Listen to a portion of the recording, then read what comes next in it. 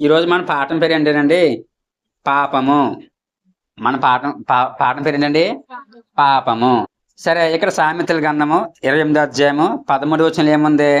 తన అతిక్రమములను దాచిపెట్టివాడు వర్ధిల్లడు, వాటిని ఒప్పుకొని విడిచిపెట్టివాడు కనికరం పొందును.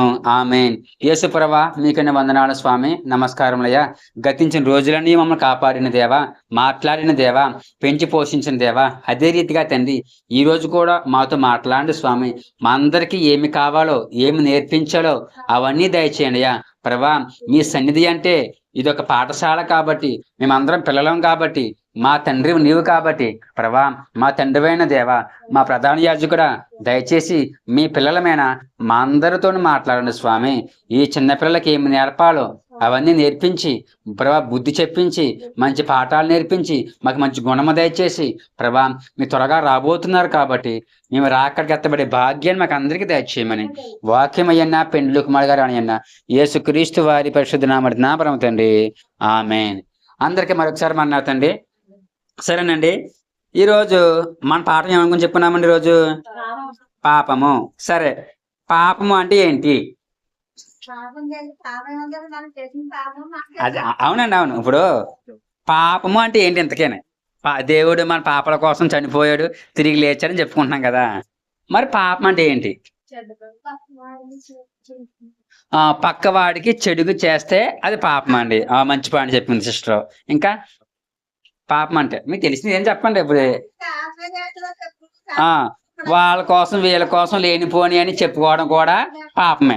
అది నిజమో అబద్ధమో తెలియకుండానే ఏదైనా ఒక ఊహ లేకపోతే ఏదో ఒక చెవులు పట్టదనుకోండి, ఒక విషయం ఒక వ్యక్తి కోసం మంచిగానో చెడుగానో మనకు తెలిసింది అంటే వినిపించింది, కానీ మనం ఏం చేస్తామండి? అది నిజమో అబద్ధమో తెలియకుండానే చాడిమేహేస్తాం. ఇదేంటి? చాలా పాపం. మామూలు పాపం కూడా కదండి, ఇది చాలా పాపం అండి. ఎందుకంటే ఒక వ్యక్తి గురించి తెలియకుండా మనం పూర్తిగా ఏం చేయకూడదంట? చెప్పకూడదండి. ఎందుకంటే బైబిల్ చెప్పిన ప్రకారం మనం ఏం విత్తుతామో అదే కోసేస్తామండి. ఈనాడు ఒక వ్యక్తి కోసం మనకు తెలిసింది అబద్ధం అనుకుందాం. పరసోపోజు పలానా కిషోరు చెడ్డవాడు అని మీకు తెలిసిందండి. ఎవరు చెప్పారు మీకు? ఆ విషయం మీకు పూర్తిగా తెలీదు. మీరేమో మామగారు చెప్పి, మామగారు తాతయ్య గారు చెప్పి, తాతయ్య గారు ఈ చంటి పిల్లకి చెప్పి, ఈ చంటి పిల్ల అందరూ ఊరంతా చాటింపేసిందండి. తీరా చూస్తే నా పాపం చేశానా? చేయలేదు కదమ్మా. కానీ ఇది ఏమవుతుంది? మీకు పాపం అయిపోద్దండి. లేనిపోని నిందలని వేయడం వల్ల పాపాన్ని మూట కట్టుకున్నట్లు లెక్క. సరేనండి, ఈరోజు మనం బైబిల్ నుంచి పాపం అంటే ఏమిటి, పాపం వల్ల వచ్చే ఫలితాలు ఏంటో తెలుసుకుందామండి. ముందు పాపాలు తెలుసుకుందామా, ఫలితాలు తెలుసుకుందామా? చెప్పండి ఒకసారి. పాపాలే తెలుసుకునే దానివల్ల వచ్చే ఫలితాలు తెలుసుకుందామంటారా? సరే అయితేనండి, ఇక్కడ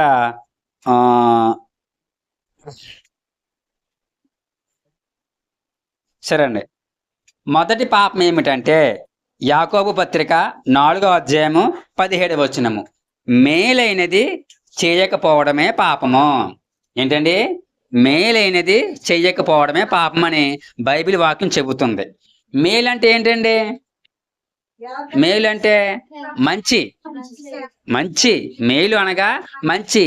ఇది చెయ్యకపోవడం ఏంటంట? పెద్ద పాపము.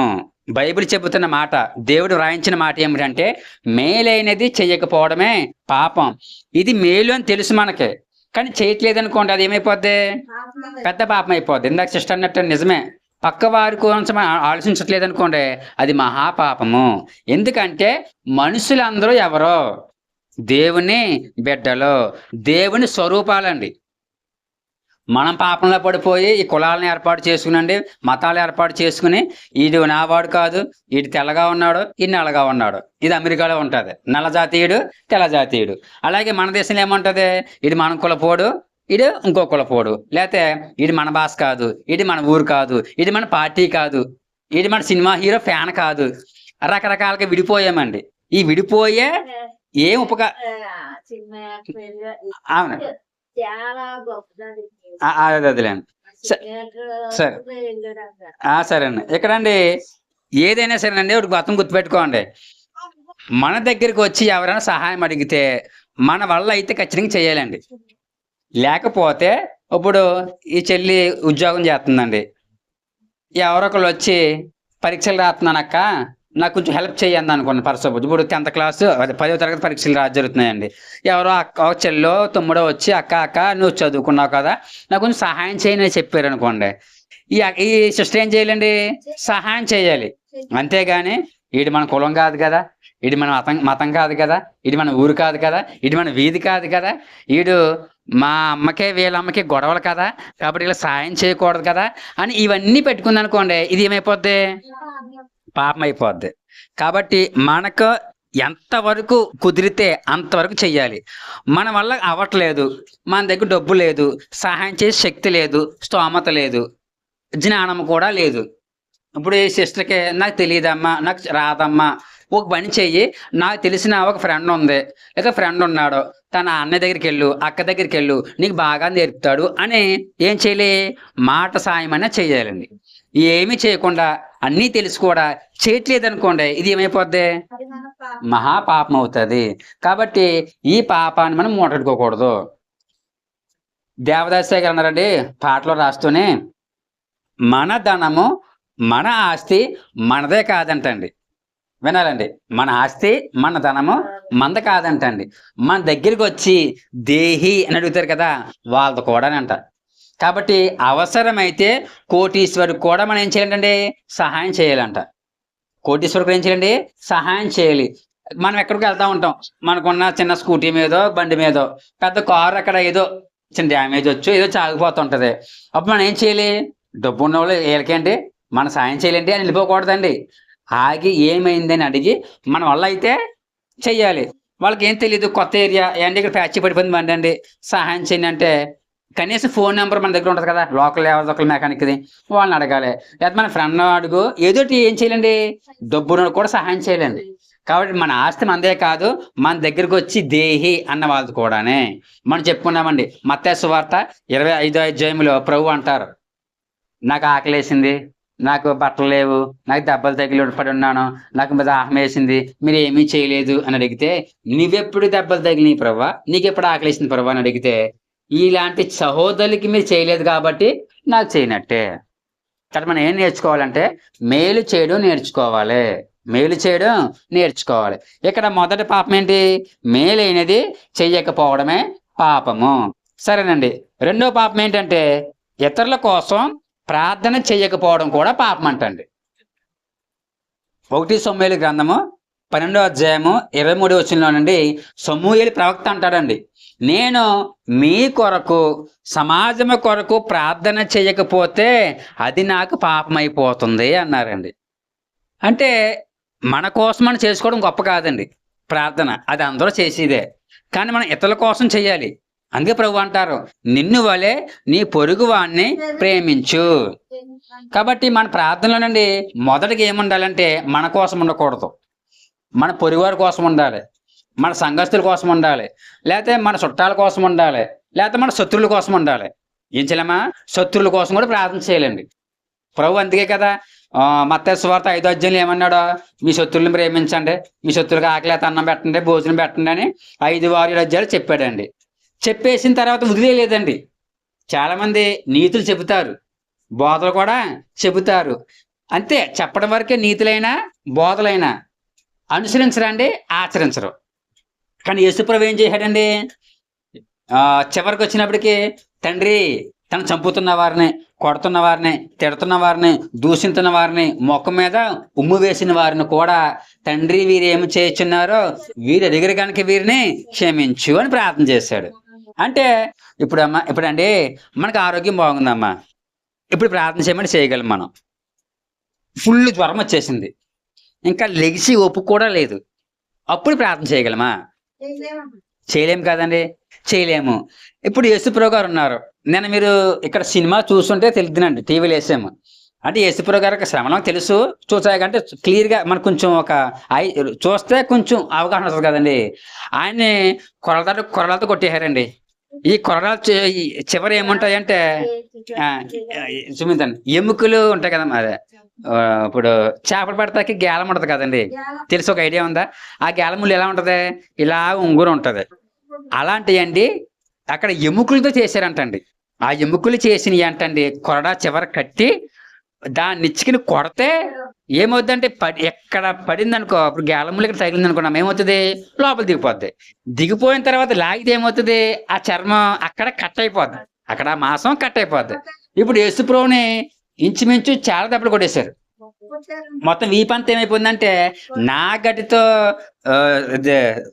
దున్నుతారు కదా, ఇప్పుడైతే టాటర్లు వచ్చినాయి, కానీ ఒకప్పుడు ఎలాగా నాగలతో దున్నేవారు కదా, అప్పుడు ఈ భూమి అవుతుంది, చీలిపోద్ది. అలాగా నాగటితో దున్నట్టు వీపంతా ఏమైపోయిందండి ప్రభుది దున్నేశారు. అంత దెబ్బలు తగిలేసినాయండి. ముఖం దుమ్మేశారు, పెద్ద పెద్ద మేకులు తెచ్చి కిరీటం కట్టేసి తల మీద గుచ్చేశారండి. ఇవన్నీ చేశారు కదండి. చివరికి 2 చేతుల్లో మేకులు కొట్టేశారు, కాళ్ళు మేకులు కొట్టేశారండి. ఇప్పుడు ఆయనకి ఊపిరి కూడా అందరం కష్టమైపోయింది. సిలువ మీద వేలాడుతున్నాడు. చనిపోయిన తర్వాత ఇప్పుడు చెప్పేదాన్ని, ఇక్కడ బతుకున్నాడు, ఇంకా ప్రాణంతో ఉన్నాడు. అటువంటి టైంలో ఆయన మాట్లాడి ఒప్పుకుంటాదంటారా? ఉండదు కదా. అటువంటి టైంలో ఆయన చేసిన ప్రార్థన ఏంటంటే, తండ్రి వీరేమి చేయుచున్నారో వీరు ఎరుగరు గనుక వీరిని క్షమించు. ఆయన కోసం ప్రార్థన చేశాడా, పక్కల కోసం ప్రార్థన చేశాడా? చేశాడు, అవునా కదండి. కాబట్టి ఆయన చూడండి, ఇతరుల కోసం ప్రార్థన చేయకపోతే పాపం అవుతుందంట. మనకు జ్వరం వచ్చితేనే ప్రార్థన చేయలేము, అటువంటిది మండే ఎండలో ఇంచుమించు 9 గంటలకే సిలువ వేశారండి. ఆయన మధ్యాహ్నం 3 గంటల దాకా అక్కడే ఉన్నాడు. ఎక్కడ? సిలువ మీద. పైగా ఎక్కడండి ఆ స్థలము? మంచి పార్కులో కాదు, మంచి తోటలో కాదు, ఎక్కడ? కొండలో, కొండ మీద ఆ మండే ఎండలోనండి సిలువ వేశారు. ఇప్పుడు మనం చూడండి, ఫర్ సపోజ్ ఇది ఎండాకాలం కాబట్టి ఒక పావు గంట, ఒక గంట సేపు ఎండలో ఉండండి, ఈ చెమటకి ఏమవుతుంది, చిరాకు వచ్చేస్తుంది. చిరాకు వచ్చినప్పుడు మన చెల్లో, మన అక్కో, మన తమ్ముడు వచ్చి ఏమన్నా సరదాగా ఏలకోళ్ళు మాడుతుంటే మనకి ఎలా ఉంటుంది, ఇంకా చిరెత్తిపోద్ది, ఇంకా చిరెత్తిపోయి ఇంకా రకరకాల మాటలు వచ్చేస్తాయి. అవసరం కొడిసిన కొడేస్తాం, అంత చిరాకు వచ్చేది ఆ ఎండలో. అటువంటిది ఒక పక్క నుంచేమో దెబ్బలు, ఈ దెబ్బలకి ఎండ తగులుతుంది, ఒక పక్క నుంచి రక్తం కారిపోతుంది, ఒళ్ళంతా ఎలా ఉంటుంది, చిటపెట్లు ఆడిపోతా మండిపోద్దండి. ఇప్పుడు దెబ్బ తగిలిన చోట కారం మీద ఎలా ఉంటుందమ్మా? అటువంటిది ఎండలో, మండే ఎండలో, పైగా మిట్ట మధ్యాహ్నం టైంలోనండి ఆ దెబ్బలకే ఇంకా ఎంత కష్టం చెప్పండి. అటువంటి టైంలో ఏం చేశాడైనా? ప్రార్థన చేశాడు. కాబట్టి మనము కూడా ఏ స్థితిలో ఉన్నా సరే ఏం మానకూడదమ్మా? ప్రార్థన మానకూడదు. ఫర్ సపోజ్ నేనే ఇంకో మరి కొద్ది క్షణం చచ్చిపోతాను, ఆ మంచం మీద ఉన్నా అనుకోండి ఫర్ సపోజ్. అటువంటి టైంలోని ఎవరో అనుకుంటున్నా, ఇప్పుడు ఎవరన్నా చనిపోయే స్థితిలో ఏమని చేస్తారో 10 మంది కూర్చుంటారు చుట్టూని, ఎప్పుడు వెళ్ళిపోతాడా, అయ్యో పాపము అని బాధపడుతూ ఉంటారు, మాట్లాడుకుంటూ ఉంటారు. ఈ మాటలు కనపడతాయి, ఇప్పుడు వెళ్ళిపోయేవాడు కనపడతాయి కదండి. అటువంటి ఉన్న పరిస్థితి ఉన్నాను అనుకోండి, ఎవరో పక్కన మాడుకుంటానే ఎవరికో బాగోలేదంటమ్మా అని అన్నారు అనుకో ఫర్ సపోజ్. అప్పుడు నేనేం చేయాలంట? వాళ్ళ కోసం నేను వెళ్ళలేనండి, నేను మనసులో చేయాలి ప్రార్థన. ప్రభువా వాళ్ళకి బాగోలేదంటయ్యా, బాగు చేయని ప్రార్థన చేయాలండి.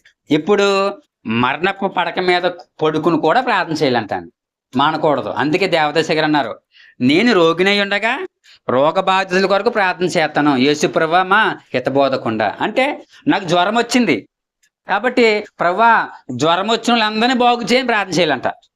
అంటేమా నాకు జ్వరం వచ్చింది, ప్రభువా జ్వరం వచ్చిన అందరి కోసం ప్రార్థన చేయాలంట. ఎందుకంటే ఇప్పుడు మీరు వచ్చండి, నా దగ్గరకు వచ్చి మీరు అవలోకల్లో నాకు జ్వరం వచ్చింది ప్రార్థన చేయమని అనుకోండి, నేనేం చేస్తాను, ప్రభువా జ్వరం వచ్చింది బాగు చేయి అంటాను, అంతే.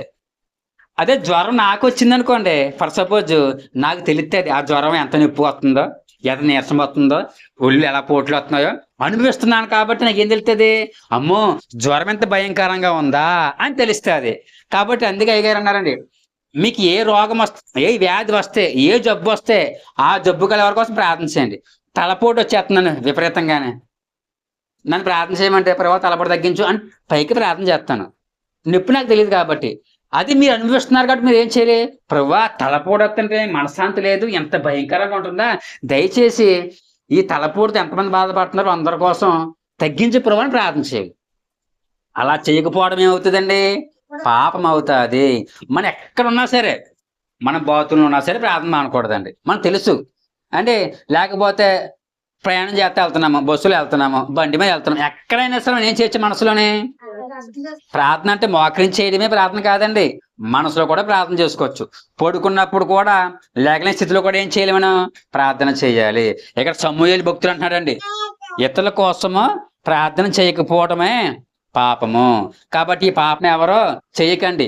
దేవదశేఖర్ అన్నారండి, ఆదివారం నాడు ఆరాధనలో ఉంటుందండి, ప్రభువా ఈ లోకంలో అనేక పనులకు ఉద్యోగస్తులు ఉన్నారు.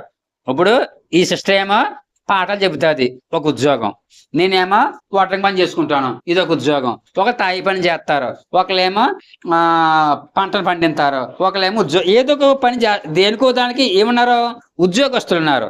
అలాగే ప్రభువా ప్రార్థన కూడా ఉద్యోగులను ఏర్పాటు చెయ్యి అనగా ప్రార్థనా ఉద్యోగం కావాలంటండి. చాలా మంది అంటారు, ఇప్పుడు ఇక్కడ ఉన్నారు, మీరు ఉన్నారండి, చదువుకోలేరు కాబట్టి బైబిల్ చదవలేరు, బైబిల్ని బోధించలేరు, కానీ ఏం చేయగలరు, ప్రార్థన చేయగలరు. చదువుతో సంబంధం లేదు ప్రార్థన, భాషతో సంబంధం లేదు ప్రార్థన, వయసుతో కూడా సంబంధం లేదు ప్రార్థన.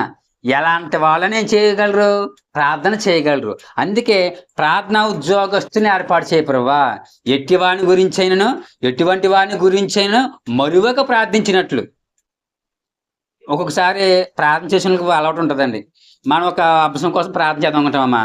నేనైతే నా అనుభవం, నేను ఏదో చిన్న అంశం కోసం ప్రార్థన చేద్దాం మోకరించినప్పటికీ, ప్రార్థన చేస్తున్నప్పటికీ ఎవరో గుర్తొస్తారు నాకు అలా, అంటే ఆ తలంపులోనే. అంటే ఏమిటి, వాళ్ళ కోసం ప్రార్థన చేస్తుంటే ఇంకొకరు గుర్తొస్తారు. నేనేమో చిన్న ప్రార్థన చేసుకుందాను మోకరింతుంటే ప్రభు ఎంత లిస్ట్ చూపించాడు. అదేంటి, అనేకుల కోసం ప్రార్థన చేయటము అంటే ప్రార్థన ఉద్యోగం కావాలి. మనందరం మనకేం ఉద్యోగం ఉండాలి ఇప్పుడండి, ప్రార్థన ఉద్యోగం. వయసు అయిపోయింది కదా మాకేం ఉద్యోగం ఉంటది అనుకోకూడదండి. మనకేం ఉద్యోగం ఉంది ఇప్పుడు, మీ అందరికీ ప్రార్థనా ఉద్యోగం ఉంది. అందరి కోసం చేయాలి, మంచి వాళ్ళ కోసం చేయాలి, చెడ్డవాళ్ళ కోసం, అందరి కోసం ప్రార్థన చేయాలండి. కాబట్టి రెండవ పాపం ఏంటి, ఇతరుల కోసం ప్రార్థన చేయకపోతే పాపము. సరేనండి. మూడోది ఏంటంటే తిరుగుబాటు చేయుట పాపము. 1 సమూయేలు 15:23 అండి. తిరుగుబాటు అంటే ఏంటి, అనకూడదు, తిరిగి అనకూడదు, దాన్ని తిరుగుబాటు. మరొక తిరుగుబాటు ఏంటంటే, అమ్మా నాన్న ఉన్నారు, వాళ్ళు మనం పెంచి పోషించారు, ఏదో కష్టపడి వాళ్ళకున్న దాంట్లోనే గింజో చోరో ఏదో పెట్టి పెంచుతున్నారు, వాళ్ళ మీద మనం ఏం చేయకూడదు, తిరుగుబాటు చేయకూడదమ్మా. ఏం చేయకూడదు, తిరుగుబాటు చేయకూడదు. వాళ్ళ స్థితిని బట్టి, వాళ్ళ స్తోమతను బట్టి వాళ్ళు ఏదో ఉన్న దాంట్లో పెడుతున్నారు, కొంటున్నారు, పోషిస్తున్నారు. కాబట్టి మనం ఏం చేయక, చాలా మంది బట్టి ఏమంటున్నారు, ఇదిగో మా ఫ్రెండ్ కల్లా బండి కొన్నాడు, నాకు కొంటలేదు. వాళ్ళ నాన్న మంచి పలక కొన్నాడు, నాకు మా పాప అంటది, అదిగో మా పెద్ద పాప అంటది, మా స్కూల్లోని మా ఫ్రెండ్ మంచి బాక్స్ తెచ్చుకున్నది, నాకు కొంటావా లేదా అంటదండి. చిన్న వయసులో కాబట్టి అడుగుతుంది. అదే పెద్ద అయిన తర్వాత తిరుగుబాటు చేస్తుందండి. ఇంకా యవ్వనంలో వచ్చిన తర్వాత అయితే ఇంకెలా ఉంటది అంటే తిరుగుబాటు భయంకరంగా ఉంటది. ఇంకా తల్లి తండ్రి కూడా ఏడుస్తారండి, తల్లి తండ్రి కూడా ఏడుస్తారు ఈ తిరుగుబాటు తట్టుకోలేకండి. ఈనాడు యవనస్తులు ఏం చేస్తున్నారండి, మన ఒకళ్ళంట వాళ్ళ అమ్మకే నాన్న అంటారంట, నాకు గంజాయి తెచ్చివని అడిగారంట. గంజాయి తెచ్చిస్తావు ఇవ్వ, వాళ్ళ తేలదని చెప్పేసి అంటే శ్మశానంలో కూర్చున్నాడంట అర్ధరాత్రి వెళ్ళి. ఇప్పుడు ఈ తల్లికి తండ్రికి సంతోషమా బాధే కదా. కాబట్టి తిరుగుబాటు అండి ఎవరి మీద చేయకూడదండి. తిరుగుబాటు అనేది తల్లిదండ్రుల మీద చేయకూడదు, బిడ్డల మీద చేయకూడదు, భర్త మీద చేయకూడదు, భార్య మీద చేయకూడదు, స్కూల్లో టీచర్ మీద కూడా చేయకూడదండి. మొన్న వీడియో చూడలేదు, మీకు నా దగ్గర లేదు కానండి, ఒక మాస్టర్ని కొట్టాడు పిల్లడండి, నువ్వు చూసి ఉండవచ్చమ్మా. పాప మాస్టర్ని కొట్టేయాడు. ఆ మాస్టర్కి ఒక 50 సంవత్సరాలు 60 సంవత్సరాలు ఉంటాయి, పెద్ద ఆయన పాపం. ఆ పిల్లోడికి మరి ఏం ఇంటర్ చదువుకుంటున్నాడు, 10th చదువుకుంటున్నాడేనండి. మరి ఏం జరిగిందో తెలియదండి, పట్టుకుని దబా గుద్దేసి బాగా కొట్టేశాడండి. నిజంగా ఆయన ఏడుస్తున్నాడండి ఆ వయసులోని.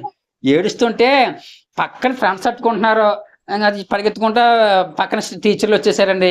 ఏమేంద్రా అంటే పట్టుకుంటే ఆగట్లేదండి, వచ్చి ఎగిరి తన్నేస్తున్నాడండి అక్కడ. వాళ్ళు పట్టుకుంటే ఏం చేశాడు, టీచర్ మీద తిరుగుబాటు చేశాడండి. తిరుగుబాటు చేస్తే మన జీవితంకి నాశనం తప్ప ఏముండదండి. కాబట్టి తిరుగుబాటు చేయకూడదు. దేవుడి మీదకో తిరుగుబాటు చేస్తున్నారు ప్రజలంటి రోజుల్లో. దేవుడి మీద ఏం చెప్తున్నామా, తిరుగుబాటు చేస్తున్నారు. ఏమిచ్చాడు దేవుడు నాకు అంటున్నారండి. నిజంగా ఒక లెక్క వేసుకోండి, గాలి ఒక్క 5 నిమిషాలు ఆపేస్తే భగవంతుడు మనుషులు ఏమైపోతారు చెప్పు, స్మాష్ అయిపోతారు, ఇంకేం ఉండదు, ఇంకా మొత్తం అంతా శూన్యమైపోద్ది. అంటే సూర్యుడు ఒక్క రోజు రాకపోతేనే మనకి ఏది పనిచేయదు, ఇంకా చీకటి అయిపోద్ది. అటువంటి దేవుడు అదిగే బైబిల్లోనే ఇస్రాయేల్ ప్రజలకి, ఇస్రాయేల్ ఐగుప్తు దేశంలో ఉన్నప్పుడు అండి దేవుని ప్రజలండి, ఆ ఐగుప్తు ప్రజలకి దేవుడు ఏం చేశాడండి, కట్టికి చీకటి కలగజేసాడంటమ్మా. ఎలాగంటే కనీసం నీ పక్కన మీ చెల్లి కూడా కనిపించలేదంట, అంత కట్టికమైన చీకటి కలిగిస్తే వాళ్ళు లబోదిబో లబోదిబో అని ఏడిచేసారు. వాళ్ళు చీకటే, బట్టలు ఎండవు ఏంటి, ఒక్క వారం రోజు మీ ఇంట్లో కూర్చోండి, వ్యాధులు వచ్చేస్తాయి. ఎండ తగలకపోయినా వెలుతురు తగలకపోయినా సరే, ఈ ఎండ చాలా అవసరమో, వెలుతురు కూడా చాలా మనిషి అవసరం అండి. ఇప్పుడు కరెంట్ పోయిందనుకోండి, మనం ఏం చేయగలం, అడుగు తీసి అడిగేయలేం, అవునా కదమ్మా. కాబట్టి దేవుడి మీద ఏం చేయకూడదు, తిరుగుబాటు చేయకూడదు. దేవుని తర్వాత ప్లేస్ ఎవరిదంటే తల్లిదండ్రులది, వాళ్ళ మీద ఏం చేయకూడదు, మనం తిరుగుబాటు చేయకూడదు. అలాగే భర్త అంటే ఎవరు, శిరస్సు. స్త్రీకి ఎవరండి, శిరస్సు. ఈ శిరస్సు మీద ఏం చేయకూడదండి, తిరుగుబాటు చేయకూడదు. మరి భార్య అంటే ఎవరు, సగభాగం అండి. సగభాగంలో ఏం చేయకూడదు, మనం తిరుగుబాటు చేయకూడదండి. కాబట్టి ఎవరి మీద కూడా ఏం చేయకూడదంటే తిరుగుబాటు చేయకూడదు. సంఘస్థుల మీద సేవకుడు తిరుగుబాటు చేయకూడదు, సేవకుడి మీద సంఘస్థులు కూడా తిరుగుబాటు చేయకూడదు. కాబట్టి అండి ఇది ఎన్నో పాపం అని చెప్పుకున్నాం మనం ఇప్పుడు, 3 పాపాలండి. మొదటి పాపం ఏంటి గుర్తుందా, మంచి చేయకపోతే పాపం. రెండోది అందరి కోసం ప్రార్థన చేయకపోవడం పాపం. మూడోది తిరుగుబాటు చేయడము పాపము, అది ఏ విషయమైనా సరే గుర్తుపెట్టుకోండి. అలాగే నాలుగోది ఏంటంటే పక్షపాత వైఖరి పాపము. 1 సమూయేలు 12:23 అండి. అమ్మా ఒకసారి వెనకాల కూర్చోలేదు, సరే అండి, సరే అంటే మీకు డిస్టర్బెన్స్ అయిపోద్దని చెప్పేసాను. ఇప్పుడండి పక్షపాత వైఖరి ఇది ఎక్కడ ఉంటదండి, ఎక్కువ శాతం ఇంట్లో ఉంటది. ఎక్కడ ఉంటది, ఇంట్లో ఉంటది. మా చిన్నప్పుడు అండి మా నాన్నగారు పప్పలు తెచ్చేవారు. పప్పలు తెస్తే మా అమ్మ 2 ప్లేట్లు వేసేది, నాకు మా తమ్ముడికి వేస్తే మా తమ్ముడు వచ్చండి ఆ రెండేట్లో ఏది ఎక్కువ ఉన్నదో తీసేసుకునేవాడు అండి. కోడిగుడ్లు కూడా ఉండేది, చెరుకు గుడ్డు వేస్తే పెద్ద గుడ్డి ఏ కంచంలో ఉందో, అంటే గుడ్లో కూడా సైజు ఉంటుంది కదా అదండి. అది చిన్నప్పుడు సరదా, పెద్ద అయిపోయిన తర్వాత అసలు అసలైందండి. అదిగో అంత మంచి బట్ట ఏమో చెల్లికి కొన్నావో నాకు కొనలేదు, లేకపోతే తమ్ముడికి అంత మంచి బట్ట కొన్నావు నాకు కొనలేదు. నేనే బాగుండాలి, నేనే కట్టుకోవాలి, నేనే చెయ్యాలి. అమ్మా అంగో దాన్ని ఎక్కువ ప్రేమిస్తున్నావు, నువ్వు నన్ను ప్రేమించట్లేదు అంటే ఏముంటదంటే ఒక పక్కన పక్షపాత వైఖరి ఉంటదండి. ఏముంటది, పక్షపాతం ఉంటదండి. స్కూల్లో కూడానండి, స్కూల్లో ఏముంటదంటే పక్షపాతం ఉంటుందండి. టీచర్ అండి ఏం చేస్తుందంటే బాగా చదువునే చూస్తుంది, వెనకాల పట్టించుకోదండి. కానీ నిజమైన టీచర్ ఏం చేయాలంటే లెక్క ప్రకారము బ్యాక్ బెంచ్ చూడాలండి, ఫ్రంట్ బెంచ్ ఆల్రెడీ వాళ్ళ జ్ఞానులు కాబట్టి ధైర్యం కూర్చున్నారు. ఇప్పుడు నిజంగా చూడండి, చర్చిలో అయినా సరేనండి వెనకాల కూర్చుంటారు కొంతమంది. ఎందుకు, వాళ్ళు పాటలు పాడుతున్నారు, ప్రార్థన చేస్తున్నారు కాబట్టి ఎందుకు వచ్చింది తెప్పలరా బాబు, ఎదురు కూర్చుంటే ఏమి అడుగుతారు పాస్టర్ గారు, ఏదో అడుగుతాడు కాబట్టి వెనకాల కూర్చొని ఏ బాధ ఉండదు, వాళ్ళ బాధ ఆధారపడతారు అనుకుంటారు. అందుకే అన్ని వచ్చిన వాళ్ళు ఎక్కడ కూర్చుంటారు. అది ఏదైనా సరే, ఒక స్కూల్ అయినా సరే, లేకపోతే చర్చ్ అయినా సరే, ఏదైనా సరే బాగా వచ్చినాడేమో ముందు కూర్చుంటాడు, ఏమి రాడాడేమో వెనకాల కూర్చుంటాడు. కానీ టీచర్ ఏం చేస్తుందండి, ముందున్న వాళ్ళని పట్టుకుని వెళ్ళిపోద్ది. సేవకులు అంతేనండి, ముందున్న వాళ్ళు చదువుతారు, చెప్పుకుంటూ వెళ్ళిపోతాడు. వెనకున్న వాళ్ళు వింటున్నారని చూడడం, వాళ్ళు ప్రార్థన చేస్తున్నారో చూడడం, వాళ్ళ బాధ ఏంటో చూడడం, ఏమీ చూడడం. వాళ్ళ తిరిగి వాళ్ళదే, వీళ్ళ తిరిగి వీళ్ళదే, వీళ్ళ తిరిగి వీళ్ళదే, ఎవరికి వాళ్ళది ఏమైనా తిరిగి అయిపోయిందండి అక్కడ. కాబట్టి పక్షపాత వైఖరి ఉండకూడదు. కానుకలు ఇచ్చిన ఒకలా చూడకూడదు, ఎవరైనా ఒకలా చూడకూడదు, పాటలు పాడిన ఒకలా చూడకూడదు. నా వయసు బాగుంది నీ వయసు బాగోలేదే అని కొంతమంది అనుకుంటారు. నీ బాగా ప్రార్థన చేయగలవు, నువ్వు బాగా చేయలేవే అని ఒకళ్ళు, అంటే రకరకాల వైఖరి ఉంటుంది టీచర్స్లో కూడా. టీచర్ ఉంది కాబట్టి ఇక్కడ ఎక్కువ టీచర్గా చెప్తున్నాను, అర్థం అవుతుందని. నీ బాగా చెప్పగలను, ఆవిడ బాగా చెప్పలేదు. పక్షపాత వైఖరి అండి, అది అస్సలు ఏమనకూడదండి. నీ కులం గొప్ప కాదు, నా కులం గొప్ప, పక్షపాతం అండి. నీ మతం గొప్ప కాదు, నా మతం గొప్ప, ఇది పక్షపాత వైఖరి అండి. నీ దేశం గొప్ప కాదు, నా దేశం గొప్ప. ఇప్పుడు ఎవరిది వాళ్ళది గొప్ప అండి చెప్పుకోవాలంటే. మా అమ్మ నాకు గొప్ప, మీ అమ్మగారు మీకు గొప్ప, అంతేగాని మీ అమ్మకన్నా మా అమ్మ గొప్పదంటే ఎలా ఉంటుంది, తప్పు అండి. కాబట్టి మనం మన స్వేచ్ఛాపూర్వకంగా మన మతాన్ని ఎంత ప్రకటించుకోవచ్చు, మన తల్లి కోసం ఎంత గొప్పగా చెప్పుకోవచ్చు. నా తల్లిని గొప్ప చేయడం కోసం పక్క తల్లిని ఏం చేయకూడదు, మనం తక్కువ చేయకూడదు. అసలు పక్క తల్లి కోసం నాకు అవసరం లేదండి. ప్రభు ఏమన్నారండి, సర్వ సృష్టికి వెళ్ళి నా కోసం ప్రకటించమన్నాడు తప్ప నన్ను ప్రకటించడం కోసం ఇతర మతస్థులను దూషించండి, ఇతర దేవతల దేవుల్ని మీరు తక్కువ చేసి మాట్లాడని ఎక్కడ చెప్పలేదండి. ఆయన బోధించలేదు. ఏం చెప్పాడు ఆయన, నా కోసం ప్రకటించండి అంతే, అంతే తప్ప మనం వేట్ల కోసం మనం ముందుకు వెళ్ళకూడదండి. అది ఏ రంగమైనా సరే. నీ బాగా చేస్తానండి, ఆ పక్కోడి పని బాగా చేయడని చెప్పకూడదండి. కాబట్టి ఏముండకూడదు, పక్షపాత వైఖరి అసలు ఉండకూడదు. చర్చలు అసలు ఉండకూడదండి. ఎలా ఉండాలి, సహోదరులు ఐక్యత కలిగి ఉండట ఎంత మేలు, ఎంత మనోహరము అని ఉందండి. ఐక్యంగా ఉండాలి తప్ప పక్షపాత వైఖరి ఉండండి విడదీసుకోకూడదండి. విడిపోతే ఏముంటది, బలం తగ్గిపోద్దండి. ఎందుకు పోతే బలం తగ్గిపోద్ది. స్కూల్ చదువుకున్నాం కదండి, ఏదైనా కుటుంబం కూడా తగ్గిపోద్దండి. సంఘం అవ్వచ్చు, కుటుంబం అవ్వచ్చు, దేశం కూడా అవ్వచ్చండి. దేశంలో కూడా అండి కులగొడలు ఎక్కువైపోయిననుకోండి, దేశం ఏమైపోద్ది, ముక్కలైపోద్ది. మతంతో ఫైటింగ్ అయిపోతుంది అనుకోండి, ఏమైపోద్ది, ముక్కలైపోద్ది. ఐక్యత ఉండాలండి. ఎందులో అయినా సరే ఏముందలే, ఐక్యత ఉండాలి తప్ప పక్షపాత ధోరణి ఉండకూడదు. బైబిల్ ఒక మాట ఉంటుందండి, దేవుడు అంట మంచి వారి మీద కూడా ఎండ కురిపిస్తున్నాడు, చెడ్డవారి మీద కూడా ఎండ కురిపిస్తున్నాడు. ఆయనకి పక్షపాతం ఉందా, మనకేముంది, పక్షపాతం ఉంటుందండి. అయ్యో, 1 గంట ప్రార్థన ఎక్కువ చేస్తే నేను భక్తి పరుణ్ణి, వాళ్ళ భక్తిహీనులు వాళ్ళ పక్కన కూర్చోవడం ఏంటి అనుకుంటారు కొంతమంది. నిజమండి, నిజమండి. ఇలా 100 రూపాయలు కానికి ఎక్కువిస్తే నేను ఎక్కువ ఇచ్చాను, వాళ్ళు తక్కువ ఇచ్చారు మనసులో ఉంటుంది. ఎక్కువ చర్చిలో పని ఎక్కువ చేశాను అనుకోండి, నేను కష్టపడి పని చేశాను, వాళ్ళు ఏ పని చేయలేదు కాబట్టి నేనే ఏంటిదంతానే పక్షపాత వైఖరి. వాళ్ళ పక్కన కూర్చోరండి, వాళ్ళతో మాట్లాడరండి, వాళ్ళతో సహవాసం చేయరండి. ఏంటో చర్చిలో కూడా వాళ్ళ కులస్తుల పక్కనే కూర్చుంటారు, వచ్చి పక్క కులస్తులు కూర్చుంటే లేచి వెళ్ళిపోతారు. దేవుడి దగ్గర కులం ఎందుకు నాకు అర్థం కాదండి. సరేనండి, మన పాఠం ఎక్కువైపోతుంది, ముందుకు వెళ్ళిపోతాం. తర్వాత ఇంకొక పాపం ఏంటంటే అనాలోచిత మొక్కుబడులు పాపము. ద్వితీయోపదేశ కాండము 23:21 అండి. చెప్పుకున్నాం కదండి నిన్న మొన్న. కానీ దేవుడి దగ్గర అంటండి మొక్కుబడి చేసుకుంటే అది తీర్చాలి. ఇప్పుడు ఏమన్నారు, మొక్కుకోకపోయినా పర్లేదు కానీ మొక్కుకున్న తర్వాత తీర్చకపోతే అది పాపం అయిపోద్ది, జాగ్రత్త. ఇప్పుడు చర్చకొస్తున్నారు చాలా మంది అండి, ఏ మొక్కుబడి చేసుకోవట్లేదు, దేవుడు ఏమండండి. అంతేగాని ప్రభువా నాకు ఈ పని చేసి పెట్టు, నేను అది చేస్తాను ఇది చేస్తాను అని మొక్కుకుంటారు కొంతమంది. ప్రభువా నా బిడ్డ, నాకు తెలిసిన ఒక ఆవిడ ఉందండి, ప్రభువా నా కొడుకు పెళ్లి చేసి నేను బాప్తిసం తీసుకుంటానని చెప్పింది అంటండి ఆవిడ. జనవరిలో పెళ్లి అయిపోయిందండి, అయిపోయింది. దేవుడి మొక్కుబడి ప్రకారం ఏం చేయలేవిడి, తీసేసుకోవాలి. డిసెంబర్ వచ్చేసింది, ఏం తీసుకోలేదు. దేవుడు అడిగాడా, యామ్మా నేను పెళ్లి చేస్తాను నీ కొడుక్కి, నువ్వు నా బాప్తిసం తీసుకుని దేవుడు అడిగాడా? ఈవిడ ఏం చేసుకుంది, మొక్కుబడి చేసుకుంది. అప్పుడు డీలు, దేవుడికి ఏం ఆడుకుంది, డీల్ మాట్లాడుకుంది. మన భాషలో చెప్పుకోవాలంటే దేవుడు డీల్ ప్రకారం ఏం చేశాడు, పెళ్లి చేసేసాడు. మరి ఈవిడ ఏం చేయాలి, తీర్చుకోలేదు.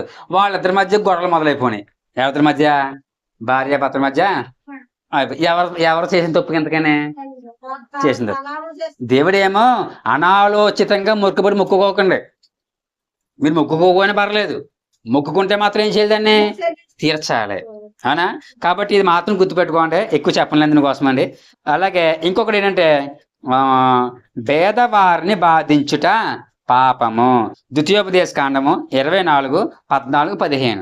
భేదవారు అంటే స్కూల్లోనండి ఒకప్పుడంట, పూర్వం యూనిఫామ్ ఉండేది కాదంటండి. యూనిఫామ్ అండి, అందరూ వాళ్ళకు నచ్చిన బట్టలు వచ్చేవారంటండి. ఈ డబ్బున్న వాళ్ళేమో మంచి బట్టలు వేసుకొచ్చేవారు, డబ్బులోని వెళ్ళేమో గోచెట్టుని వెళ్ళేవారండి అక్కడ స్కూల్కి. పూర్వం అప్పుడు ఏంటుండేది, గోచీలు పెట్టుకుని వెళ్ళేవారు కొంతమంది అండి. కొంతమంది ఏమో శుభ్రంగా డ్రాయరో ఏదో చొక్కా వేసుకుని వెళ్ళేవారండి. వీళ్ళు అందరూ అలా చూసేవారు, వెళ్ళినా చూసేవారండి. భేదవాడిని బాధించడం అనగా ఈ మంచి బట్టలు. ఇప్పటికీ మీరు మన ఫంక్షన్కి వెళ్ళామనుకో, ఫర్ సపోజ్ ఒక ఆవిడ మంచి చీర కట్టుకు వస్తుంది, బంగారం పెట్టుకుని వస్తుందండి. మన ఇంట్లో ఉండే వాళ్ళు ఏం వెళ్ళాక ఉన్న దాంట్లో శుభ్రం కట్టుకుని వెళ్తారండి. వాళ్ళందరూ వేసుకుని మీటింగ్ వేసుకుని, చూసావా ఎటువంటి చీర కట్టుకుందో, చూసావా జీవితం ఇంతే, ఇది ఇంతే అది ఇంతే అని మాట్లాడుకుంటారండి. పెళ్లిలోని ఫంక్షన్లోనండి. లేకపోతే ఇంటికి వస్తారు, మన ఇంటికి చూస్తారు, ఫంక్షన్ అంటారు. మొన్న వాళ్ళ ఇంటికి వెళ్ళాను పిలుద్దామని, అయ్య బాబు అలాగే ఉంది, ఇది అక్కడ వేసిన గొంగలే అక్కడే ఉంది అని మాట్లాడతారండి. అంటే మన భేదవారము, మన స్థాయి బాగోలేదు, వాళ్ళ స్థాయి బాగుంది. ఏం చేయకూడదంటండి? బాధ పెట్టకూడదంటండి. ఏం చేయకూడదు? మనమన్నా అంతే. ఇప్పుడు మనం బీదలు అనుకుంటున్నాము, రోడ్డు పక్కన చాలా మంది ఉన్నారు, వాళ్ళకన్నా మనం ఎవరు? డబ్బు ఉన్న వాళ్ళమే కదా. వాళ్ళని చూసి ఫర్ సపోజ్ మా కీర్తన పక్కనే ఎక్కడో కూర్చుంది బయట, ఫర్ సపోజ్ బస్ స్టాండ్ ఎక్కడ కూర్చుంది బస్ కోసం.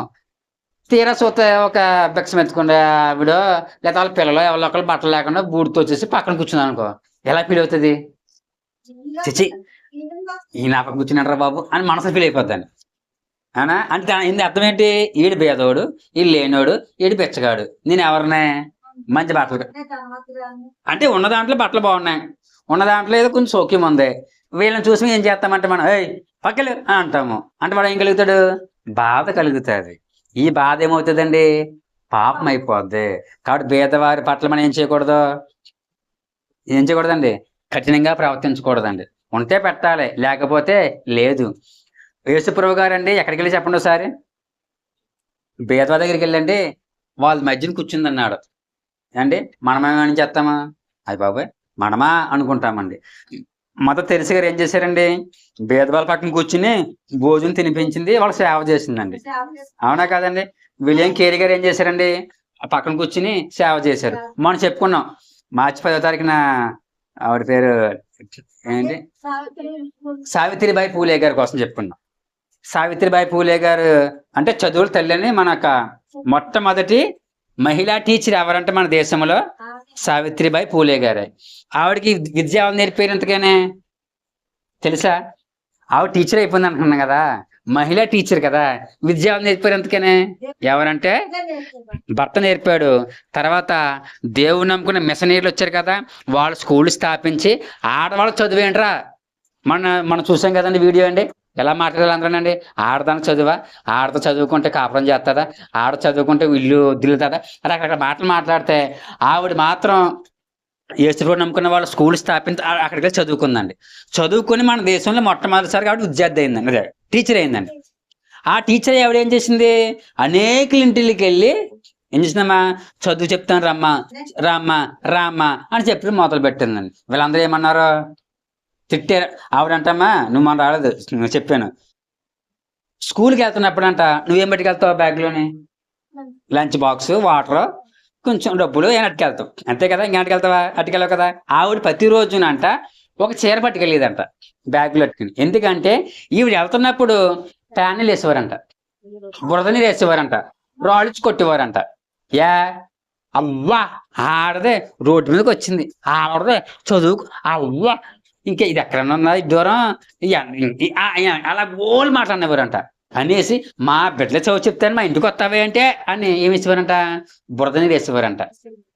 స్కూల్కి వెళ్ళినప్పుడు ఏమైపోయింది? ఈ బట్టలనే చీర అంతా ఖరాబ్ అయిపోతే పక్కకి వెళ్ళి మంచి చీర కట్టుకుని స్కూలే పాటలు చెప్పేదంట.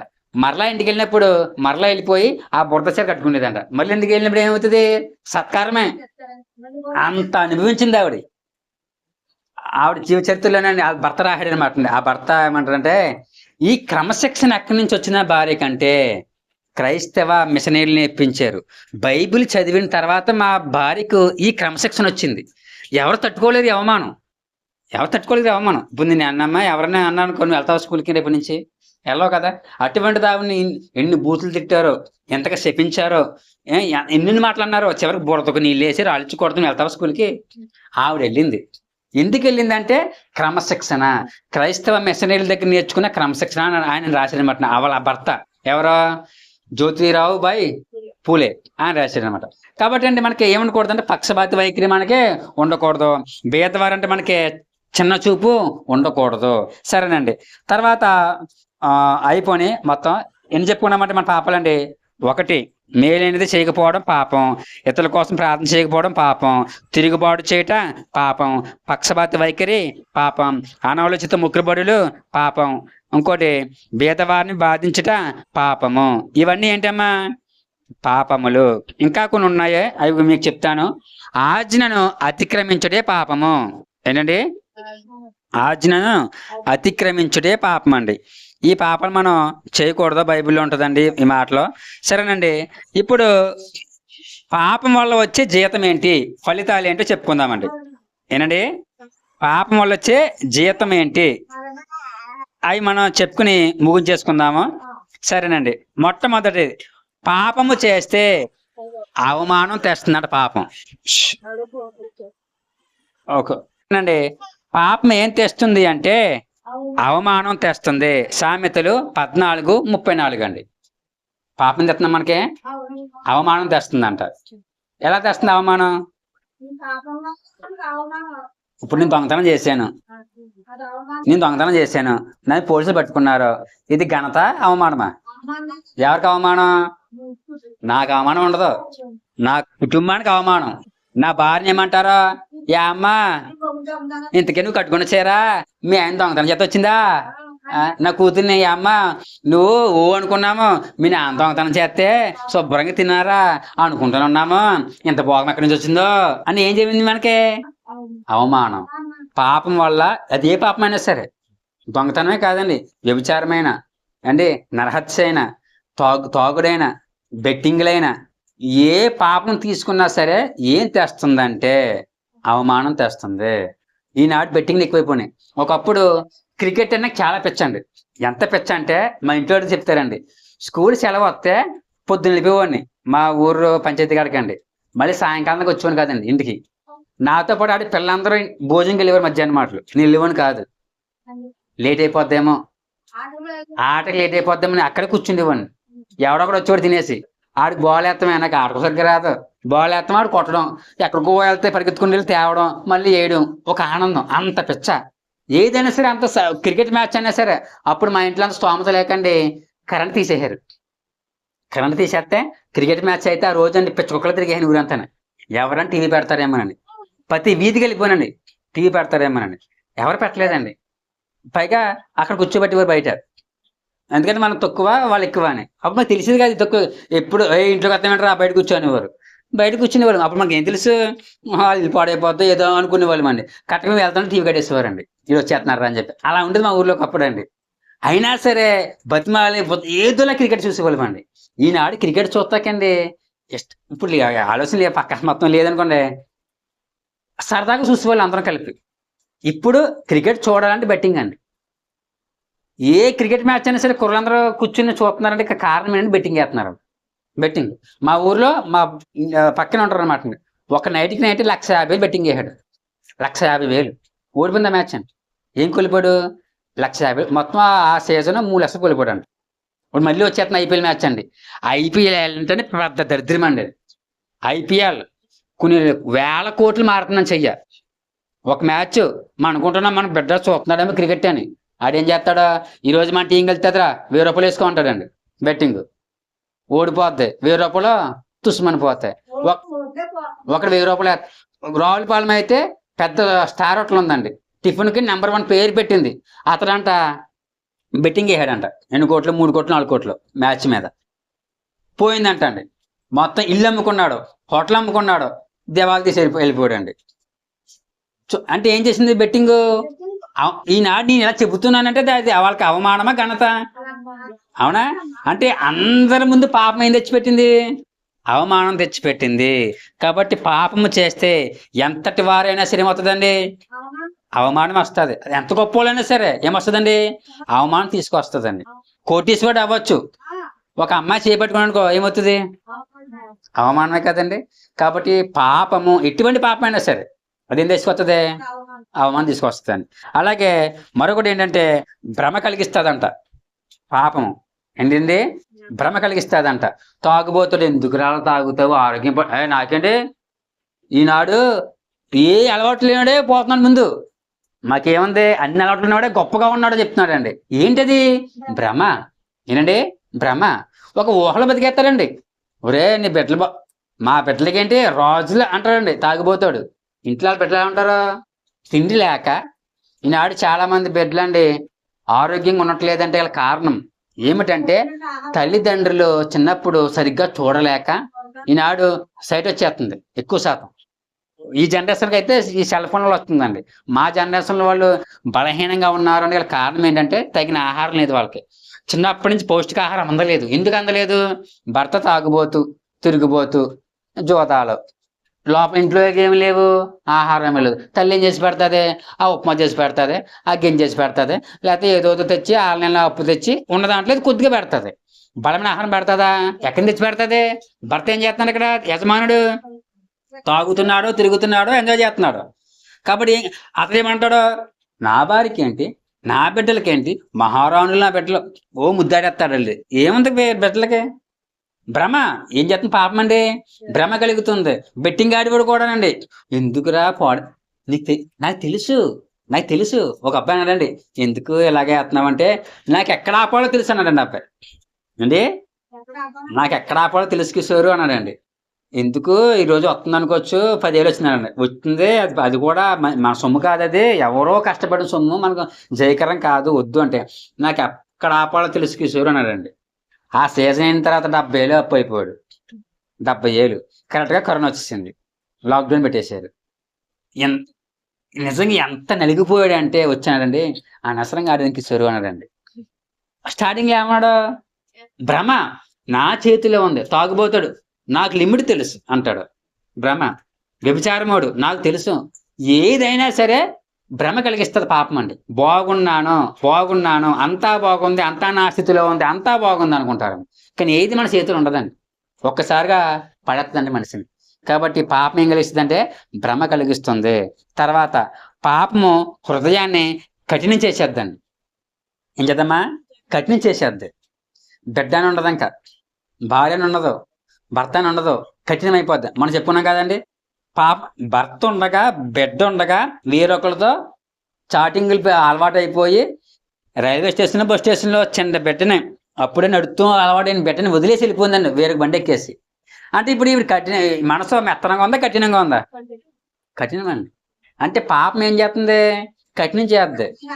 ఎంత చెప్పండి, మీరు కూర్చోబెట్టి చెప్పండి, మనసు ఎలా ఉంటుంది? అల్లదే కఠినంగా ఉంటుంది. కాబట్టి పాపం మనుషుల్ని కఠినంగా చేసేస్తుంది. దుర్మార్గులు అయిపోతున్నారు రోజు మనుషులండి, దుష్టులు అయిపోతున్నారండి. గంజాయి తాగిన వాళ్ళు, మందు తాగిన వాళ్ళు మనుషులే అవ్వట్లేదండి, మృగాలు అయిపోతున్నారండి. భయపడిపోతున్నారండి రోజులు. మా పక్క అయితే ఇంకా అయ్యి బాబోయ్, ఒక అబ్బాయి అండి 5 రూపాయలు అడిగాడు వాళ్ళ అమ్మని, ఇవ్వలేదని చెప్పేసి అండి పేటచ్చి కొడ తలకలు పగిలిపోయింది వాళ్ళ అమ్మదండి, తల్లిని. తండ్రినండి ఈ శుభ్రంగా తాగుతున్నాడు, ఆడికి ఎంత పోసి 15 సంవత్సరాల వయసు ఉండదు, తాగుతున్నాడు, తిరుగుతున్నాడు, గంజాకి అలవాటు అండి. హోటల్ ఉంటుంది, మా హోటల్ ఉంటుంది. వాళ్ళ నాన్న అన్నాడంట, మా కొడుకు ఏమొచ్చినా ఇవ్వకో, అరువు ఇవ్వకో, ఆడు ఎలా అప్పుడా తిరుగుతున్నాడో అన్నాడంట అండి. వెళ్ళి అడిగాడంట, టిఫిన్ ఇవ్వమంటాను. మీ నాన్న ఏమన్నాడు? వద్దా అన్నాడా?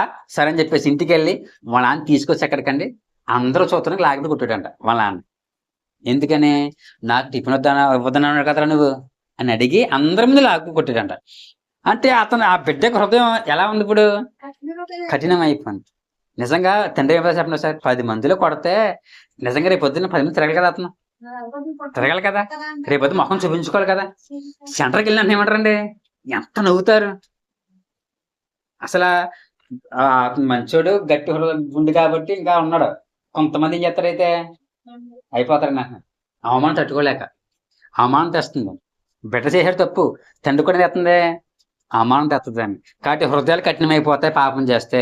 ఇంకా కళ్ళు ఏం అసలు మనం ఏం చెప్పినా కానీ మనకు అర్థం కాదు. తర్వాత పాపము మనలను దేవుని కోపానికి గురి చేస్తుంది అంటండి. హెబ్రీ పత్రిక 3:17. ఇన్ని పాపాలు చేస్తూ ఉంటే పైన కూడా చూస్తూ ఉంటాడా? ముట్టికాయలు మొడతా ఉంటాడు. పెద్ద ముట్టుగా మొట్టడం ముందు మనం తప్పు చేసామనుకోండి, ఇంట్లో వెంటనే బయటికి గంటాడు. లిమిట్లు ఉంటాయి. ముందు తిడతారు, తర్వాత కొడతారు, తర్వాత కొంచెం మాట్లాడుతూ మానేస్తారు. అంటే ఒక్కో స్టెప్ వస్తుంది. ఇంకా లాస్ట్ ఏమవుతారు? బయటికి గంటేస్తారు. మొన్న 3 సంవత్సరాల పాపను ఒక అబ్బాయి పాడు చేసి చంపేశాడండి. 3 సంవత్సరాలు 2 సంవత్సరాలు పాపనే, 3 సంవత్సరాలు కదా, చంపేశాడు. దొరికిపోయాడు. దొరికిపోతే వాళ్ళ కుటుంబీకులు అన్నారు, వాళ్ళ అమ్మ కూడా అంతే, ఆడు ఏమైపోయినా పర్లేదు కానీ ఆడు నా కొడుకే కాదు, ఏం చేసుకోమన్నది. ఇంకా అంటే అటువంటి పాపం చేశాడు కాబట్టి, అంటే స్థాయి దాటేశాడు. వెంటనే ఈ అవమానం తట్టుకోలేక ఒక చెరువు ఉంటే చెరువుకు చచ్చిపోయాడు అబ్బాయి. ఎందుకు? ఎలాగైనా పోలీసులు పట్టేసుకుంటారో, ఎలాగైనా శిక్ష చేస్తారో, సమాజంలో నేను చూపించుకోవాలని చెప్పేసి చచ్చిపోయాడు. చూడండి ఒకసారి. అంటే దారుణం కదా, దారుణం కదా. ఇప్పుడు 6 నెలల పిల్లని, 3 నెలల పిల్లని, 9 నెలల పిల్లని కూడా రేపు చేసి చంపేస్తున్నారండి. ఎందుకు అంటే మందు, గంజాయి. మందు, గంజాయి అండి. ఇదే దీనివల్ల మనిషి ఏమైపోతున్నారంటే కోరికలు ఆపుకోలేకపోతున్నారండి. ఇప్పుడు అంత ఎందుకు, టీవీ ఆన్ చేయండి, ఏమవుతుంది? ఆ సీరియల్ ఏంటి, ఆ కామెడీ ఏంటి, అన్ని పచ్చిబూతులే, అన్ని డెవలప్మెంట్ డైలాగులే. అవునా? ఒక సంతోషకరమైన మాటలు ఉండవు. ఎప్పుడు ఆ డాన్సులు ఏంటి, ఆ సినిమా అవన్నీ ఏంటి, ఏం ప్రేరేపిస్తాయి మనిషిని? కొట్టుకోవడాలు, చంపుకోవడాలు, అత్యాచారాలు. ఇదే మొత్తం సినిమాలన్నా, టీవీలన్నా, సెల్ ఫోన్లన్నా. ఏం నేర్చుకుంటే చెప్పండి సార్. ఇప్పుడు ఇప్పుడు యవనస్తులకి ఏముంటదండి? ఎక్కువ ఉద్రేకం ఉంటుంది, ఎక్కువ కోరికలు ఉంటాయండి. ఈ చూస్తున్నప్పుడు ఏం కలుగుతుంది? అదే చేయని కోరిక కలుగుతుంది. తాగుతున్నాడు, గంజాయి వేస్తున్నాడు, ఇంకేం కలుగుతున్నాయి? లిమిట్ ఉండలేదు, తట్టుకోలేకపోతున్నాడు. చిన్నపిల్లలు బాడీ చంపేస్తున్నారండి. అంత దారుణంగా ఉందండి. కాబట్టి దేవుడు కూడా ముందు ముడిగా మొదలెడతాడమ్మా పాపస్తుల్ని. చిన్నగా మొదలెడతారు. అమ్మ నాన్న ఎలా చేశారు, చివరికి ఏం చేస్తాడు? ఇంకా మనిషిని తీసేస్తాడు. ఇంకా దేవుడు లిమిట్ ఉంటుంది ఏదైనా సరే. కాబట్టి ఆయన దగ్గరికి వచ్చి తప్పు ఒప్పుకుని, తప్పు చేశాను, ఇంకా అమ్మ తప్పు అయిపోయింది, ఇంకా అటువంటి తప్పు చేయనే బాబు అని అమ్మనే నాన్నే దగ్గర మనకు క్షమాపణ కోరుకున్నాము, వాళ్ళు క్షమించారు. ఇంక నువ్వు ఏ తప్పు చేయట్లేదు, సంతోషంగా చూస్తారు. దేవుడు అంతే, ప్రభా తెలియక చేశాను, తప్పు అయిపోయింది, క్షమించు అని దేవుడి దగ్గరికి వచ్చి పశ్చాత్తాపడి ఒప్పుకుంటే దేవుడు క్షమించాడు. అమ్మ క్షమించింది కదా అని చెప్పేసి మరలా రేపు మొదలెడితే ఏం చేస్తుందమ్మా? అలాగే దేవుడు కూడా ప్రభా తప్పు అయిపోయింది, క్షమించని చెప్పేసి మన చేస్తే దేవుడు చేస్తాడు. దేవుడు తెలుసండి, మనిషి కోపమే మనం తట్టుకోలేము, దేవుడి కోపం తట్టుకోగలమా? జాగ్రత్త, దేవుడి చేతిలో పడితే బహుభయంకరం అని బైబిల్ చెప్తున్నాను. కానీ బాగా గుర్తుపెట్టుకోండి. అలాగే మరొకటి ఏమిటంటే, పాపం మన ప్రార్థనలు దేవుడికి చేరకుండా చేస్తాయంటాను. ఏంటండి? యెషయా గ్రంథము 59:1-2 ఉంటుందండి. పాపము ఒక పక్కన పాపం ఉందండి. ఇప్పుడు నేను వచ్చి ప్రార్థన చేస్తున్నాను, ఈ పాపం చేద్దంట నా ప్రార్థన దేవుడి దగ్గరికి వెళ్లకుండా ఆపుతుందంట. బాగా అర్థం అవ్వాలంటే, షాపింగ్ మాల్ ఉందండి. ఇప్పుడు పెద్ద షాపింగ్ మాల్ ఉంది. అర్థంగా ఏం పెడతారంటే, బయటకు లోపలికి అర్థం పెడతారు కదమ్మా. నేనేమో యువతలున్నాను, అర్థం అవతల మా ఆవిడ ఉంది. ఆవిడ ఏం మాట్లాడుతున్నా కనపడతాదా? ఎంత గొగ్గోలు పెట్టినా కానీ ఆ అర్థం అడ్డుగా ఉంది, కనపడుతుంది కంటికి. నా భార్య కనబడుతుందా, ఏదో సైగ చేస్తుంది, ఏదో మాట్లాడుతుంది, అన్నీ తెలుసు, మాట వినపడదు. అలాగే దేవుడు చచ్చికొచ్చారు, మీరు దేవుడికి మీరు కనబడుతున్నారు, మీకు దేవుడు కనబడుతున్నారు, కానీ అర్థంగా ఏముంది? పాపము అనే అర్థం ఉంది. ఇప్పుడు మీ ప్రార్థన దేవుడికి కనపడతాదా? ఆయన దగ్గరికి వెళ్తాదా? మరి మీరు ఎంత ప్రార్థన చేసిన ఉపయోగం ఉందా? కాబట్టి మీరు ఏం చేయాలి? పాపాలు ఒప్పుకోవాలి. ఏం చేయలేమా? పాపాలు ఒప్పుకోవాలి. అందుకే మెట్ల ప్రార్థనలోనే మీకు కనబడతలేదేమో. రెండోది ఏంటంటే పాపములు ఒప్పుకొనుట. మెట్ల ప్రార్థన అంటే టీవీ ఉంది, మీకు కనబడతలేదని అంటే ముందు నమస్కారం చేసిన తర్వాత పాపాలు ఒప్పేసుకోవాలి. ఎందుకంటే క్లీన్ అయిపోవాలి. క్లీన్ అయిపోతే అప్పుడు నువ్వు ప్రార్థన దేవుడికి వినబడుతుంది. ఏది చాలా మంది వచ్చేస్తారు, అది చెయ్యి అంటారు. మా పాపం అడ్డంగా ఉంది, వినపడుతుందా? అవట్లేదండి ప్రార్థన దేవుడు ఆలకించట్లేదు. ఎందుకు ఆలకించడమ్మా? అర్థం ఏం పెట్టుకున్నావు నువ్వు? అర్థం పెట్టుకున్నావు, పాపను అర్థం పెట్టుకున్నావు, ఎక్కడ ఉంటుంది? కాబట్టి ఈ పాపం వల్ల మన ప్రార్థన దేవుడి దగ్గరికి చేరుకోవు. కానీ పాపాలు మనం ఏం చేయండి? ఒప్పుకోవాలి. అలాగే పాపము ఆర్థిక నష్టాన్ని తెస్తుందంటండి. హగ్గయి 1:6. ఆర్థిక నష్టాలు, పంటలు పాడైపోతున్నాయి, వ్యాపారాలు కూలిపోతున్నాయి, మొత్తం అన్ని కొలాప్స్ అయిపోతున్నాయి. ఎందుకు? పాపము. పంటలకి పురుగు పడుతుందండి. ఒకప్పుడు పట్టేది పెద్ద మందులే కొట్టేవారు కాదు, పేడ వేసి ఏదేసి శుభ్రంగా మన చిన్నప్పుడు పెట్టేవారు. ఇప్పుడు మందులే కొడుతున్నారు, మైన పంటలు పండట్లేదు. ఎందుకు? పాపం ఎక్కువైపోయింది. పాపం వల్ల ఆర్థిక నష్టాలు వస్తాయంటండి. ఈనాడు కుటుంబాలు చిన్నాభిన్నమైపోతున్న గల కారణం ఏమిటంటే, ఆర్థిక వ్యవస్థ కొలాప్స్ అయిపోతున్న కారణము పాపము. హగ్గయి 1:6 అండి. అలాగే పాపము వ్యాధులను తెస్తుంది. ద్వితీయోపదేశ కాండము 28:22-28 దాకానండి. ఈనాడు వ్యాధులు ఎక్కువైపోతున్న గల కారణం ఏంటి? పాపమే. ఒకప్పుడు అండి ఎయిడ్స్ ఉందా? మీ చిన్నప్పుడు ఎయిడ్స్ రోగం ఉందా? లేదు. ఇప్పుడు వచ్చిందండి. ఎందుకని వచ్చిందండి? పాపం అండి. మొన్న సర్వే చేశారంట.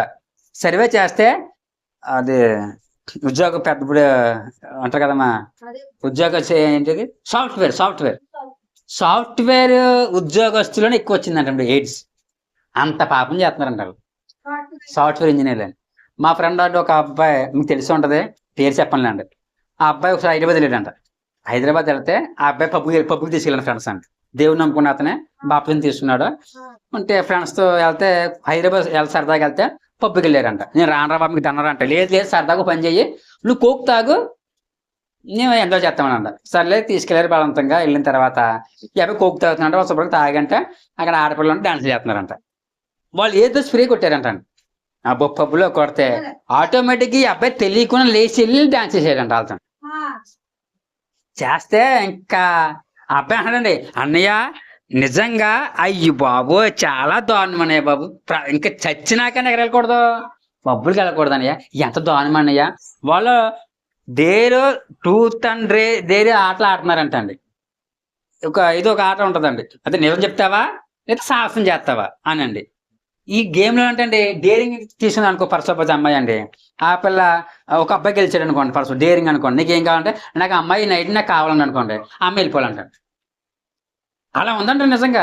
ఇప్పుడు ఇటువంటి వ్యాధులు, ఇటువంటి పాపాల వల్ల ఏం కలుగుతున్నాయండి, వ్యాధులు వచ్చేస్తున్నాయి. వ్యాధులు ఏమవుతున్నాయి, వ్యాధులు చాలా దారుణంగా అయిపోయినాయండి. ఈ రోజులో పేర్లు పెడుతున్నారు కొత్తగానే. స్పెయిన్ ఫ్లూ ఎవరికి తెలియదు, చికెన్ గున్యా ఒకప్పుడు లేదు, మన టైంలో చికెన్ గున్యా, డెంగ్యూ లేదు, కరోనా లేదు, బోల్డ్ వ్యాధులు వచ్చినాయండి. ఎందుకు వస్తున్నాయంటే పాపం ఎక్కువైపోయి వ్యాధులు వస్తున్నాయి. కాబట్టి మనం ఏం చేయకూడదండి, పాపం చేయకూడదు. అలాగే పాపము కుటుంబాలను నష్టం పరుస్తుంది. విలాప వాక్యములు 5:7 అండి. పాపం వల్ల ఏమవుతుందంటమ్మా, కుటుంబాలు చూడండి ఒకసారి నష్టాలు పాలైపోతాయండి. ఏమవుతుంది, నష్టాలు పాలైపోతాయి. కాబట్టి అండి చివరిగా పాపము అగ్నిగుండంలో పడేస్తుంది. విలాపవాక్యాలు 5:7 అనగా నరకం తీసుకెళ్ళిపోతాను. కాబట్టి ఈరోజు పాపం అంటే ఏంటి చెప్పుకున్నాము, పాపం వల్ల జీతాలు అంటే మనం చెప్పుకున్నాం. కాబట్టి ఆ పాపాలు తీసివేసుకోవాలి అంటే దేవుడి దగ్గర రావాలి, ఆయన రక్తంలో కడగబడాలి. చిన్న మాట చెప్పి నేను ముగింపు చేస్తానండి. ఫర్ సపోజ్ ఇప్పుడు మన సిస్టర్స్ ఉన్నారు కాబట్టి ఏంటంటే, మీ అమ్మగారు అమ్మ అరుణ శుభ్రంగా సామాను తోమే అని చెప్పేసి నీకు కొబ్బరి నూనె ఇచ్చారనుకో, కొబ్బరి నూనె ఇచ్చి కడిగి అమ్మాను అనుకో, వదులుతాయా? బట్టలకే మంచి నూనె ఇచ్చి ఉతకమని వదులుతాయా? బట్టలు ఏంటి క్లీన్ అవ్వాలన్నా, ఏంటి పాత్రలు క్లీన్ అవ్వాలన్నా, మన దేహం కూడా క్లీన్ అవ్వాలన్నా ఏం కావాలి, నీరు కావాలి. నీరు లేకుండా నువ్వు ఏం చేయగలవు చెప్పమ్మా? ఇది మంచిని తానం చేస్తాను, కొబ్బరితో తానం చేస్తాను, పెట్రోల్తో తానం చేస్తాను, డీజిల్తో కిరసనాలతో తానం చేస్తాను, క్లీన్ అవుతుందా? బట్టలు క్లీన్ అవుతాయా? మనకు తినే పాత్ర క్లీన్ అవుతాయా? ఏం కావాలి, నీళ్ళు కావాలి. అలాగే పాపాలు పోవాలి అంటే రక్తం ప్రోక్షణ అవసరము. ఈ రక్తం కూడా ఎలా ఉండాలి, పరిశుద్ధ రక్తమై ఉండాలండి. నేను పాపం చేసి నా బిడ్డ యొక్క పాపాన్ని తీయగలనా? తీయలేను. ఎవరు తీయగలరు? ఏ పాపము చేయని వాడు తీయగలరు. మరి ఈ భూ ప్రపంచంలో ఎవడన్నా పాపం చేయకుండా ఉన్నాడా? నీతిమంతుడు ఒక్కడూ లేడు, ఎవడూ లేడు అంటాను, అందరూ పాపాలే. కాబట్టి భగవంతుడే వచ్చి పాపాలు తీయాలి. అందుకే ఆ సృష్టికర్తే మానవ రూపంలో వచ్చి మనుషులందరి కోసం రక్తాన్ని కాచి చనిపోయి తిరిగి లేచి వెళ్ళిపోయాడు ఆయన. మనం చేయవలసినది ఏమీ లేదు. ఇప్పుడు పోలియో చుక్కలు ఉన్నాయని పరసపోజు అండి, సరే వినండి, ఇప్పుడు పోలియో డ్రాప్స్ ఉన్నాయండి, వాళ్ళు కనిపెట్టేశారు, డ్రాప్స్ కనిపెట్టేశారు. మనం చేయవలసినది ఏంటి, తీసుకెళ్ళి డ్రాప్స్ చేయడమే. కష్టమా సులువా అండి?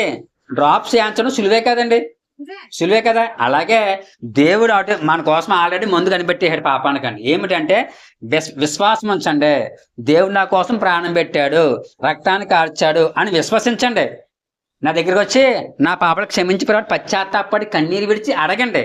అప్పుడు మీ పాపాలని నా రక్తంతో కడుగుతాను. పాపాలను కడగాలంటే ఎటువంటిది పని చేయదు, కేవలం రక్తమే కావాలండి. ఆ రక్తము కూడా పరిశుద్ధంగా ఉండాలి. ఆ పరిశుద్ధ రక్తము భగవంతుడిదై ఉండాలి. ఆ రక్తము దేవుడు కార్చాడు కాబట్టి ప్రతి ఒక్కరు పాపాలు ఒప్పుకోండి. అలాగే వేమన గారు ఒక చిన్న పద్యం రాశారండి, అది చూపించి నేను ముగించేస్తాను. వేమన పద్యం అండి, వేమన గారి పద్యం అండి, ఇదిగోండి. అది తీసుకురాలేదేమోనండి ఒకసారి.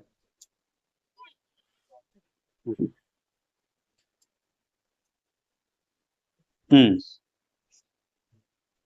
నది స్నానముతో ముక్తి కలదు. నీటి కోడి నిత్యం నది స్నానము చేసినా దానికి ముక్తి కర్మానుసారమే దక్కును. ఈ రహస్యం నరుడు ఎరుగవలెను కదా.